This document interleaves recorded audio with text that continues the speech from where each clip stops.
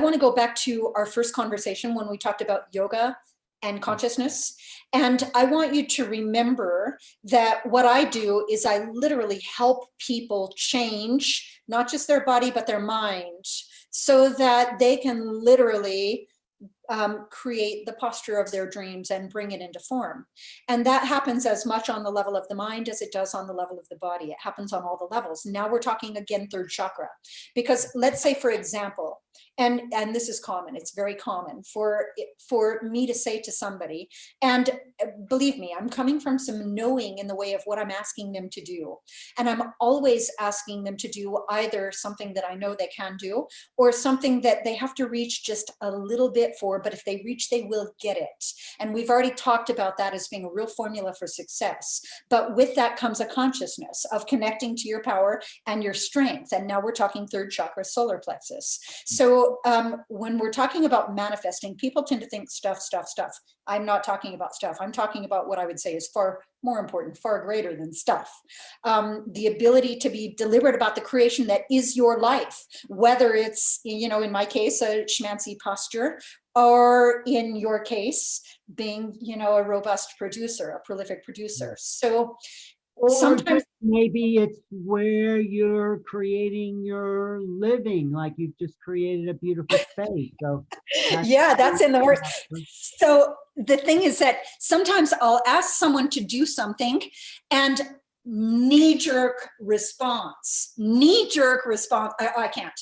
Wait. Yikes, right? You definitely can. I'm asking you to do something that you can do. And now hear me now, because now we're talking.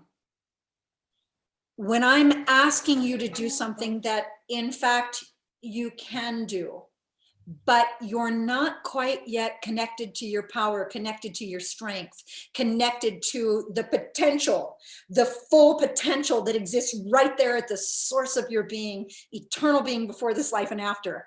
If you're shutting that down before you even try, then I'm no longer even working on a posture. I'm working on the consciousness and its connection to the third chakra.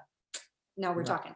So I'm constantly, continuously helping people connect to the power, connect to the strength.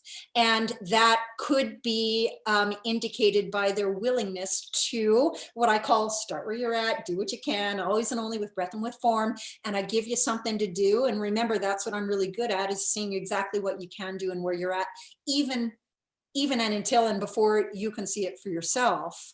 So when I tell you and show you something that you can do, and then I have you reach just this much farther, and then you have to reach for it, but you reach and you get it, and then millimeter. We've already talked about that as being the formula for success, but now I'm going to talk, success in posture attainment. But now I'm going to talk about it as a formula for opening that third chakra, connecting to your power, connecting to your strength, not letting fear stop you. Right. And just, and this, by the way, you know what we're talking about now, Alan? We've had so many good conversations that we can refer back to now. Now we're talking about neuroplasticity, because we're talking about what I call send the command from the brain through the spine without the thought obstruction. And you know what that takes? Willingness. And you know what willingness takes? Letting go of fear. And you know what the net result of letting go of fear is? Connecting to your power and connecting to your strength. And you know what that is? That's your third chakra. So I'm super happy right about now that we've had all these conversations that I now can refer to. Now we can talk about, all these things that we've already referred to and alluded to. Yes, beautiful. I love how you pull it all together, because these conversations are a weaving of consciousness. It's a weaving of qualities of yoga, I would say, because yoga is more than the body. It's an evolution of consciousness. People do yoga for the evolution. To open their chakras, to get the flow of, we've talked about this a number of times and in a number of ways.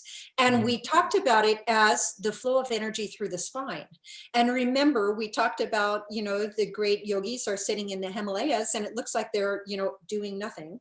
But what they're actually doing is being deliberate about the flow of energy through the spine, in and up, to become seated in, what we might call enlightenment, or the Christed self, or, Mm. the highest aspect of being, as divine in form.